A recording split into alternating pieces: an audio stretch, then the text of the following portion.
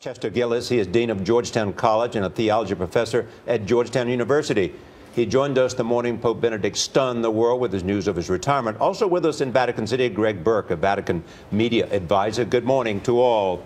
Mr. Burke, let me begin with this question. Will we see or hear, will we hear from Pope Benedict again? Well, we'll hear from Pope Benedict probably this evening when he arrives at Castel Gandolfo.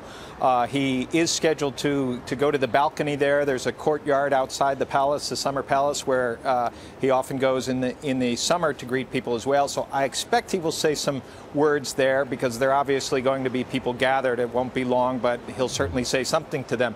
After that, once he comes back here, he will go to the monastery, and it's no coincidence that it is a monastery/convent. He does expect to retire from view.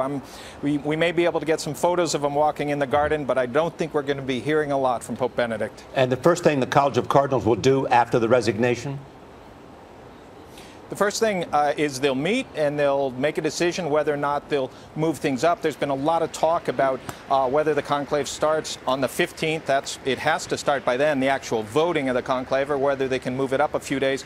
To tell the truth, that does not make a huge amount of difference. It's more a problem for the journalists, to tell you the truth, looking for hotel rooms and knowing when to come in, that kind of thing. Indeed. In terms of the Cardinals. Indeed, but do you expect it to be moved up to maybe the 10th? I'm still saying the smart money is 10th or 11th, but that's a 50-50 call. Okay. Dean Gillis, I want to ask you about what happens next, because what interests me is that Pope Benedict is going to retire today. He will call himself Emeritus Pope. He will still wear white. After he goes to the summer residence, he then will return to the Vatican, as Greg just mentioned, and he will live there, and he will share the same aid as the new Pope. Doesn't this raise concerns about whether he's really going to live a private life or whether he will have some influence over the new Pope? I don't think he'll have influence over the new Pope. He's made that very clear. But he also made it clear that a Pope never leads a private life. He said that yesterday.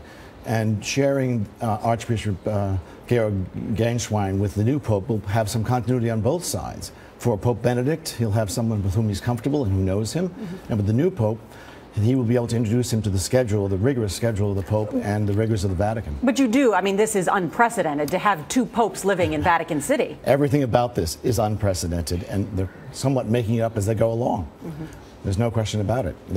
There's no rules for this. Yeah. Well, we have talked about age and geography and a whole lot of other issues facing the Church in terms of the selection of the new Pope. There are other things, too, that you clearly believe will be factors. What are they? Right. I don't think simply it will be age or geography. I think there are certain requisite skills.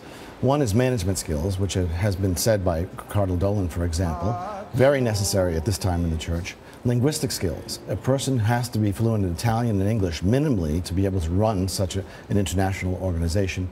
Spirituality will be something that the Cardinals will be looking for. Is this a man of the gospel? And lastly... Meaning they're Cardinals that are not men of the gospel? Well, they are all men of the gospel, but in a sense, some have a deeper spirituality than others, and it's evident to them. And the other thing is a certain theological disposition, which I think will probably be a relatively conservative one with this group of cardinals, so that there's continuity between the last two popes and this pope. I think those will be criteria as much as geography. Greg, this is a historic day to see the Pope retire in this way, and you're in charge part of a lot of the media operation. There are cameras everywhere, including so that we can see the Pope on the helicopter as he leaves, right? That's right. Yeah, no, it obviously is truly historic. And from our point of view, in upstairs, it's sort of bittersweet. You know, it's sad to see the Pope go. On the other hand, you can see that he's very relieved. He's calmer than he's ever been with this decision. And it's a great act of humility and of courage on his part. So the uncertainty is like the uncertainty every time when there's not a Pope. But in terms of watching him go, there's a lot of relief for him. And I'd say we're very happy to see him so relieved. Greg Burke and Chester Gillis, thank you so much.